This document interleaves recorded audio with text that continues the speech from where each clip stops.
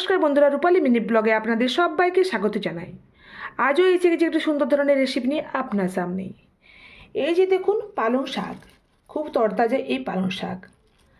আমাদের চাষে হয়েছে এই পালং শাক, সেটা আমি উঠিয়ে নিয়ে এসেছি। এই যে দেখুন পালং শাক খুব তরতাজা আছে। এই পালং শাকের আজ রেসিপি বানিয়ে আপনাদের দেখাবো কীভাবে বানাচ্ছি, আর এর জন্য কী কী উপকরণ নিয়েছি সেটা দেখে নিন আর ঝটফট বানিয়ে নিই। চলুন পালং শাকের রেসিপি বানানোর জন্য কী কী উপকরণ নিয়েছি দেখে নিন। পালং শাক আগেই তো দেখিয়েছি আমি কতগুলো নিয়েছি। সেই পালং শাকগুলো দেখুন এইভাবে প্রথমে ধুয়ে নিয়েছি, তারপর কেটে নিয়েছি। আপনাদের বলে রাখি যে পালং শাক বা যে কোনো শাক কাটার আগে যদি ভালো করে জল দিয়ে ধুয়ে পর কাটেন তাহলে পুষ্টিগুণের বজায় থাকে। এবার নিচ্ছি বেগুন।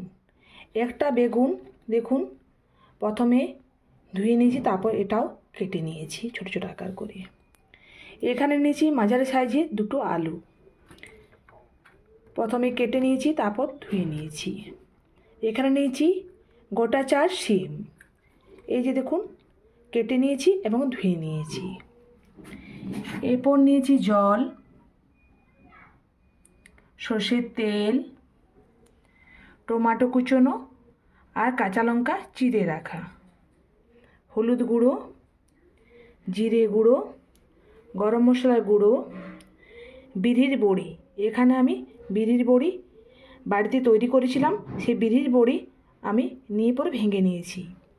আর সবার শেষে বলি নুন। এবারে রান্নাটা শুরু করা যাক। গ্যাস অন করে নিয়েছি, কড়াই বসিয়ে দিলাম। কড়াইয়ের মধ্যে দিয়ে দিলাম জল 1 গ্লাস। এবার দেব নুন পরিমাণ মতো। একটু জলটা ফুটে উঠলে তারপরে একে একে সবজি দেবো, ততক্ষণের জন্য অপেক্ষা করব। জলটা যেহেতু ফুটে উঠেছে, এবারে কেটে রাখা সবজি একে একে দিয়ে দিলাম। প্রথমে দিলাম শিম, তারপর দেব আলু, তারপর দেব বেগুন। একটু নেড়ে চেড়ে নিলাম।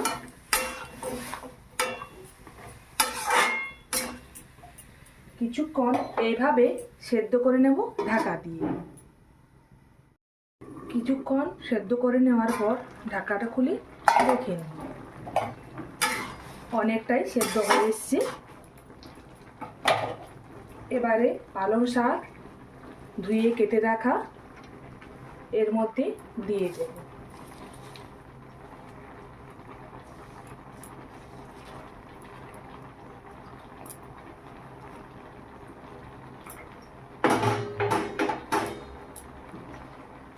এবারে দেব চিড়ে রাখা কাঁচা লঙ্কা। একটু ঢাকা দিয়ে আবার মিনিট 4-5 সেদ্ধ করে নেব। মিনিট 5 পর ঢাকাটা খুলে রেখে দেব। এই যে দেখুন পুরোপুরিভাবে বেগুন, আলু, শিম আর পালং শাক পুরোপুরিভাবে সেদ্ধ হয়ে গেছে। এবারে গ্যাস বন্ধ করে কড়াই থেকে উঠিয়ে নেব একটা অন্য কিছুতে। এভাবে বাকিটা উঠিয়ে নেব। আবারও গ্যাস অন করে নিয়েছি, কড়াইটা পরিষ্কার করে ধুয়ে বসিয়ে দিয়েছি। কড়াইয়ে যে জল এর ভাবটা সেটা কেটে গেছে। এবারে দিলাম সর্ষের তেল। সর্ষের তেল দেওয়ার পর এবারে দেব বড়ি। আমি ভেঙে রেখেছি কারণ এতে ভালোভাবে মিশে যাবে শাকের সাথে, আর খেতেও খুব ভালো লাগবে। একটু নেড়ে চেড়ে এটা ভেজে নেব।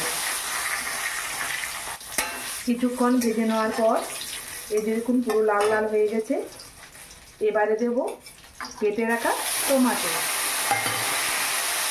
আর গ্যাসের আঁচটা একটু মিডিয়াম রেখে এই মশলাটা তৈরি করতে হবে।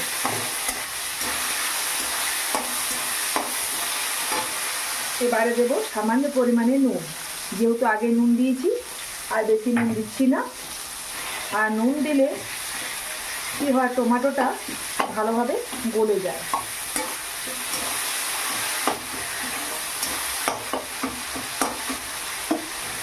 অনেকটা দেখুন গলে গেছে। এবারে দেব হলুদ গুঁড়ো,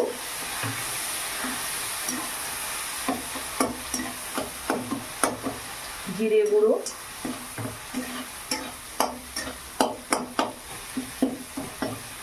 গরম মশলা গুঁড়ো,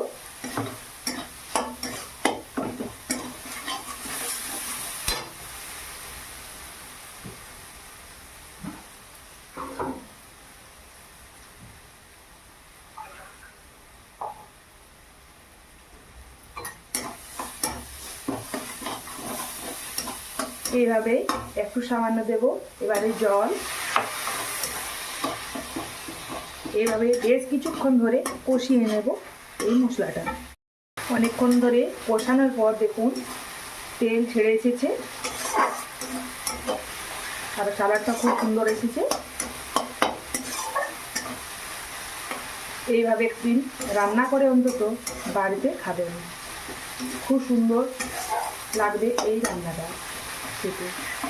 আর বাচ্চারা বড়রা সবাই তো পালং শাক খেতে কে কার পছন্দ করে আমি জানি না, আমার ছেলে মেয়ে খুব পছন্দ করে এই পালং শাক খেতে। তাই মাঝে মধ্যে বিভিন্ন রকমের পদ বানিয়ে আমি বাচ্চাদের দিই। এবারে দেব সেদ্ধ করে রাখা সব সবজি শাক এর সাথে দিয়ে দিলাম। এতে যেহেতু সেদ্ধর সময় যে জল দিয়েছিলাম তাতেই সেদ্ধ হয়ে গেছে পুরো পালং শাক, আলু, বেগুন, শিম, তাতে আর আলাদা করে কিছু জল দিতে হচ্ছে না। এইভাবে বেশ কিছুক্ষণ নেড়ে চেড়ে এটা আমি কষিয়ে নেব। এইভাবে অনেকক্ষণ ধরে কষানোর পর অনেকটাই শুকনো ভাব এসে গেছে। আর এটা আমি সম্পূর্ণ নিরামিষ রেসিপি বানিয়ে আপনাদের দেখালাম। আপনারা চাইলে এখানে রসুন দিয়েও এই রেসিপিটা বানাতে পারেন, তাহলে তখন এই বিরির বড়িটা আপনারা দেবেন না।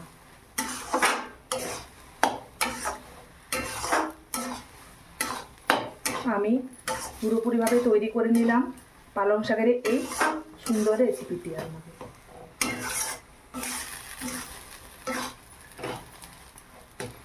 রান্নাটা আমার হয়ে এসেছে।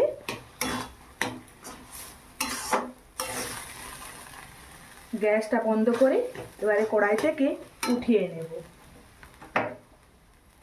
গ্যাস বন্ধ করে নিলাম, এবারে কড়াই থেকে উঠিয়ে নিচ্ছি।